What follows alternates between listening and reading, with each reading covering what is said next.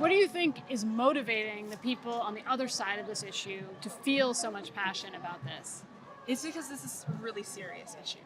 On either side, no matter what way you view it, either babies are being murdered in droves or women are being made slaves. Like, both of these are something to be very passionate about. Like, if either of those, I understand completely if you feel the need to shove someone. I don't condone it, but like, I get where you're coming from. Like, both of these are awful scenarios. One I obviously think is more correct and accurate than the other, but both are very serious. Have you had a conversation with someone on the other side, face to face, about this, who doesn't share your same stance or perspective?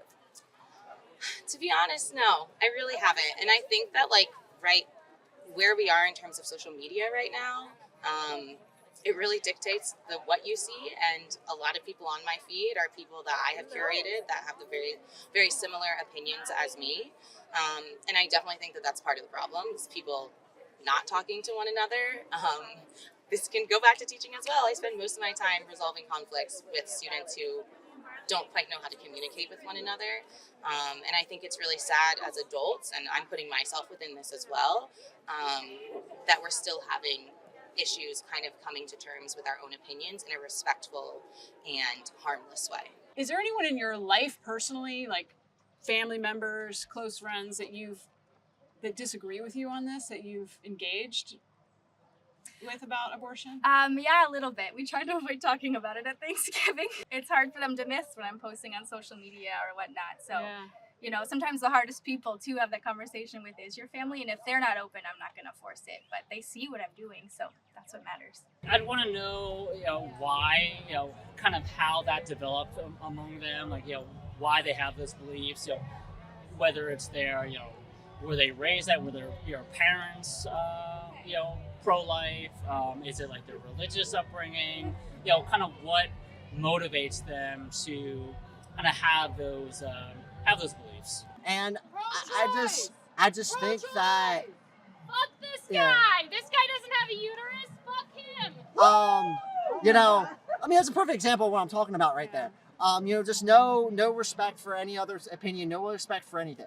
Like, it's upsetting. It really is, but it's just the world we live in today. I think a lot of the other side kind of characterizes us as like, oh, you hear that guy screaming at us, like calling us Trump supporters, or I saw a sign where women showed like the pro-life side as like anti-vaxxers. There's like a lot of, I think the fallacies ad hominems or just weird like viewpoints where they misrepresent us. Like, they think we're all straight white cis men, even though we're an incredibly diverse group, and we're here to support minorities, and we're here to support all women. I've been told that I hate women before, which obviously doesn't really make sense, but we're here to support women. We want to provide those resources to them. Okay, so it sounds like one thing that you hear back at you is that, like, if you are against abortion, you must also be a bunch of other things that you're not. Yes, is that it right? kind of characterizes like that classic, like, basically it just turns out, oh, if you're pro-life, you're Republican, and I do not consider myself Republican at all. I think everyone also has like a different view on things. I've seen a lot of pro-life people that have a different view than I do, like where my stance with it falls, and I've also seen a lot of pro-choice people that have a different view on it. So I think us as a society, it's good when we all have conversations like this, because I understand what she understands, what he understands on the pro-life movement, and where they're coming from being pro-choice.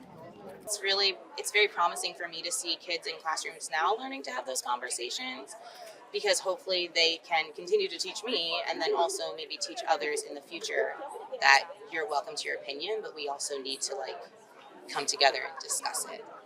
So I'm hoping that with these new generations coming up, I can see, it sounds cliche, but a much brighter future in terms of maybe learning how to have discussions with those who think differently.